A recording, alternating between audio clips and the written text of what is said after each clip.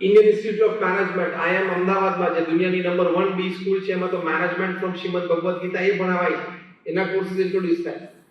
એટલે પ્રમુખ સ્વામી મહારાજ કહેતા કે 10 મિનિટ માટે આવા સત્શાસ્ત્રનું વાંચન કરો, પછી 5 મિનિટ માટે ઘરમાં બધા ફેમિલી મેમ્બર્સ એક્સચેન્જ કરવાનું, કોને શું વાત ગમી, કોને કઈ વાત સારી લાગી, અને પછી ડેઝ હેપનિંગ્સ તમારે શેર કરવાના કે દિવસમાં કોને શું થયું, કોઈ સારી વાત બની, સંતાનો હોય, સ્કૂલમાં હોય, કોલેજમાં હોય, બીજાની વાત કરે, માતા પિતા કંઈક વાત કરે. તો એ ઘર સભા છે.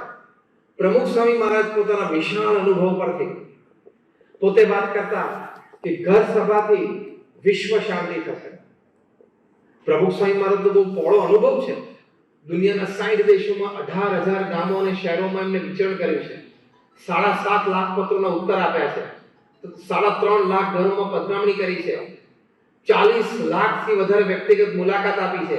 અને અમારા જેવા 1200 સંતોને દીક્ષા આપી.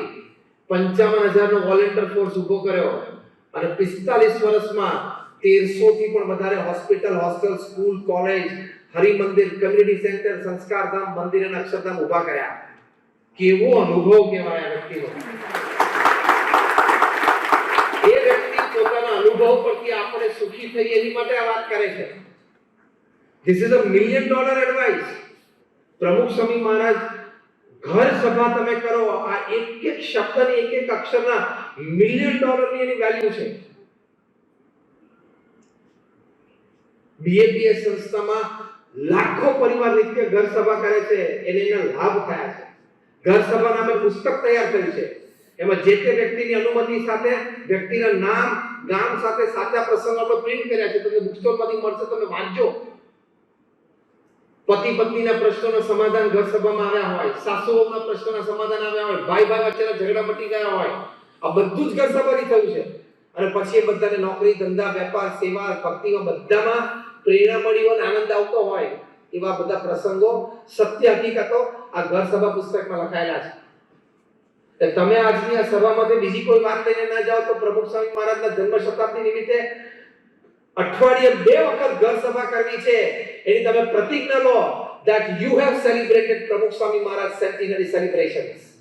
કે તમે વ્યક્તિગત રીતે પરિવારમાં પ્રમુખ સ્વામી મહારાજનો જન્મ શતાબ્દી મહોત્સવ ઉજવ્યો કરે કહેવાય. કેટલા લોકોને એમ થાય છે કે અઠવાડિયે 2 વખત ઘર સભા કરશું? just raise your hands.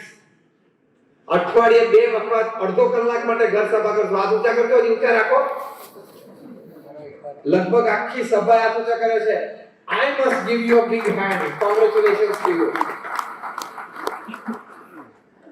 તમને કોઈ એમ કે આઈસ્ક્રીમ બહુ સારો, તમે કહેના મને તો ચોકોબાર ભાવે, તો કે આ બટરસ્કોચ છે, ખાતો કરો. આઈસ્ક્રીમ ટેસ્ટ કરવા પડે કે વાંધો છે? એમાં ઉનાળો શરૂ થઈ ગયો છે ને. તો what I'm talking is spiritual ice cream. હું આજે વાત કરું છું ને આધ્યાત્મિક આઈસ્ક્રીમ છે ઘર સભા. એ તમે પ્રયોગ તો કરજો.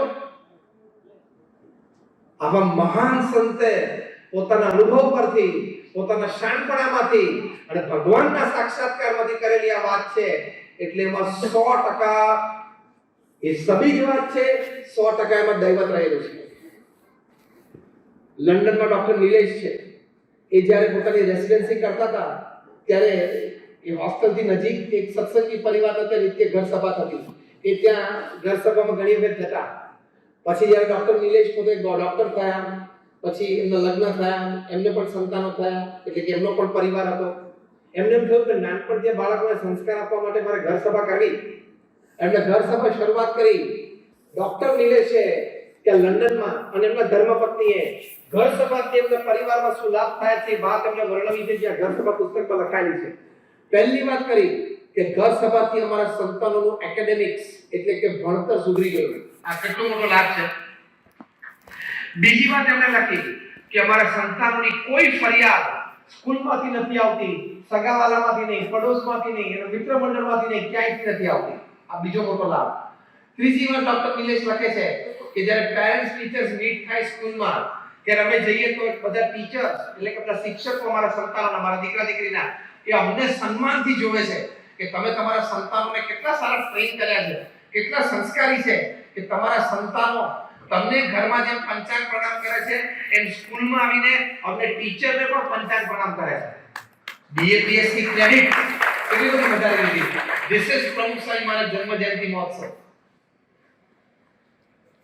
ત્યારે ડોક્ટર નિલેશ તેમના પત્નીએ આ શિક્ષકોને વાત કરી કે અમારી તો સંસ્કૃતિ છે અને અમને BMPS માં બાળ મંડળમાંથી શીખવાડવામાં આવે છે કે આચાર્ય દેવો ભવ, માતૃ દેવો ભવ, પિતૃ દેવો ભવ, એ સંસ્કાર અમને આપ્યા છે.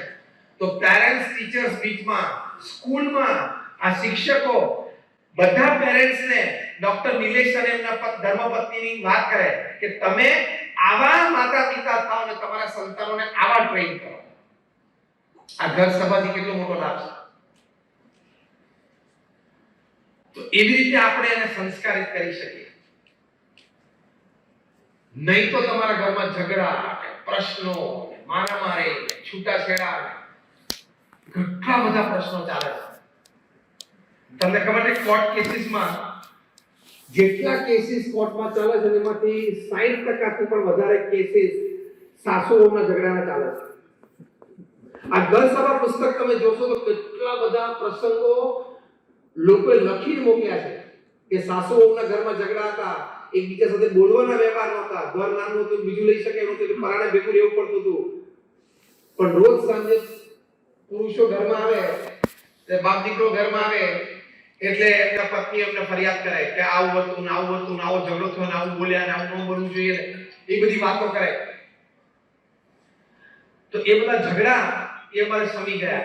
ઘર સભા શરૂ કરી તો વહુ આવીને બેસે તો સાસુ ના બેસે, પેલા સાસુ પેલા આવી તો વહુ આવીને ના બેસે. ફ્રિક્શન, ઘર્ષણ, એ ઘર્ષણમાં બધું મટી ગયું. ત્યાં સુધી મટી ગયું કે સાસુ વહુ બેને સત્સંગ થયો અને બે કાર્યકર થયા અને બે સત્સંગની પરીક્ષા તૈયારી ભેગી કરે. એ કેટલી મોટી વાત છે. તો આવો ઘર સભાનો ચમત્કાર. નહીં તો આ ઝઘડા મટશે નહીં, નહીં તો આ સ્વભાવ જશે નહીં, અને ક્યારે પારિવારિક જીવનનું સુખ નહીં આવે, અને એટલે પછી ક્યારે સત્સંગનો આનંદ પણ નહીં આવે. 60% કેસ આના છે. બોલો, મને ઘણી વખત મનમાં પ્રશ્ન થતો કે આટલા લાંબા લાંબા નામ કેમ રાખ્યા છે? Mother in law, daughter in law, daughter dash in dash law, mother dash in dash law. ટૂંકા નામ નહીં આવડે. બહુ વિચાર પછી ખબર પડી કે આ સંબંધ છે ને કુદરતી લો તરફ જાય છે, એનો ઢાળ છે ને કાયદા તરફ છે. પછી બીજો પ્રશ્ન મનમાં થયો કે મધર ઇન લો બને, ડોટર ઇન લો બને, ફાધર ઇન લો બને, સન ઇન લો બને, વાઇફ કોઈ દિવસ વાઇફ ઇન લો ના બને. કેમ? શી ઇઝ ધ લો. પોતે જ કાયદો છે ને ઘરમાં.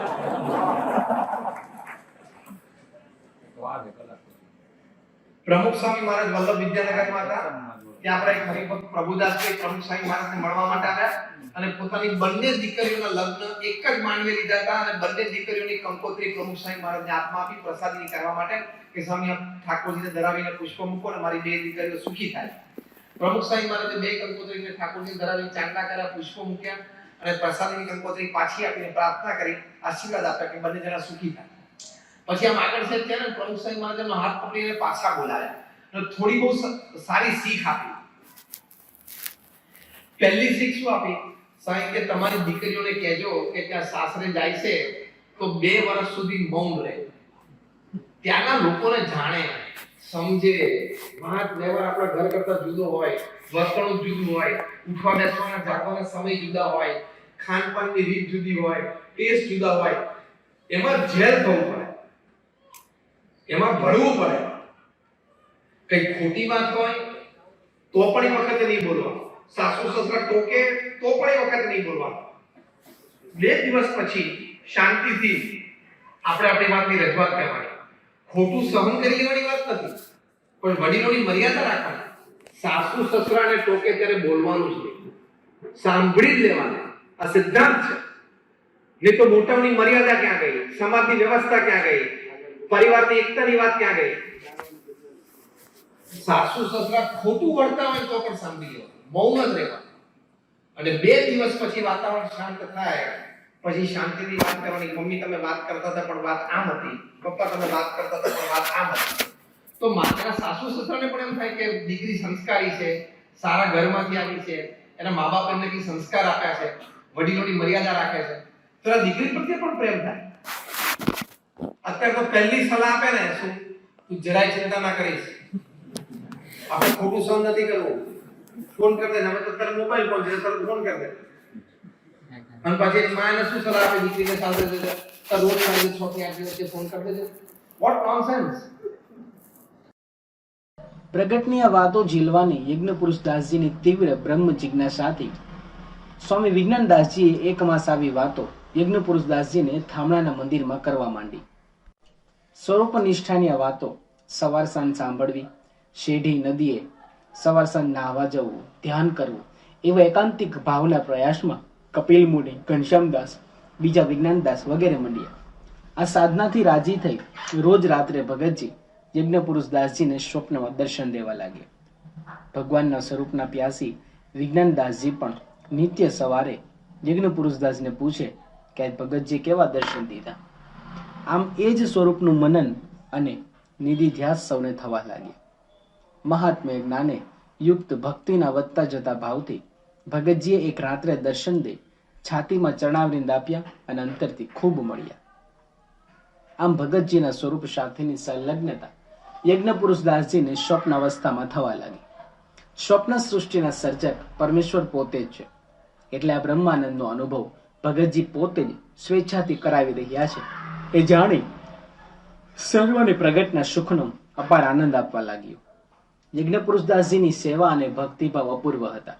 પોતાની ક્રિયા પોતાની સાથે રહેતા સંતોની સેવા અર્થે જ હોવી જોઈએ એમ માનતા આ સાધુ વિજ્ઞાનદાસજી તથા બીજા સંતોને રસોઈ કરી જમાડે, તેમને નવરાવે, લુગડા ધોઈ નાખે, વળી મંદિરના બગીચામાંથી મોગરાના હાર ગૂંથી ઠાકોરજીને ધરાવે અને ટાણા ટાણાની ઠાકોરજીની સેવામાં પણ તત્પર રહે. આમ ભક્તિભાવની પરાકાષ્ઠા કહો કે ભક્તિને મૂર્તિમાન પોતે પોતામાં પ્રગટ કરી છે એમ કહો, પરંતુ સાધુનો આવો અપૂર્વ ભક્તિભાવ જોઈ વિજ્ઞાનદાસને ક્વચિત કવચિત એમ લાગતું હતું કે ધર્મ, જ્ઞાન, વૈરાગ્ય અને ભક્તિના આદર્શોના મૂર્તિમાન સ્વરૂપ મહારાજને પોતામાં પ્રગટ કરતા આ સાધુ દ્વારા મહારાજ તો આપણી સેવા નહીં કરી જતા હોય. લોજમાં સરજુદાસની આવી સેવાની પ્રવૃત્તિ સાધુઓ માટે જોડી માગવી, રોટલા ઘડવા, સાધુઓની કૌપીનો ધોવી, છાણ ભેગું કરવું, તેની સ્મૃતિ થતા વણિરાટ અને આ સાધુ વચ્ચેના સામ્યનો વિચાર કરતા વિજ્ઞાનદાસજી ઊંડા ઉતરી જતા.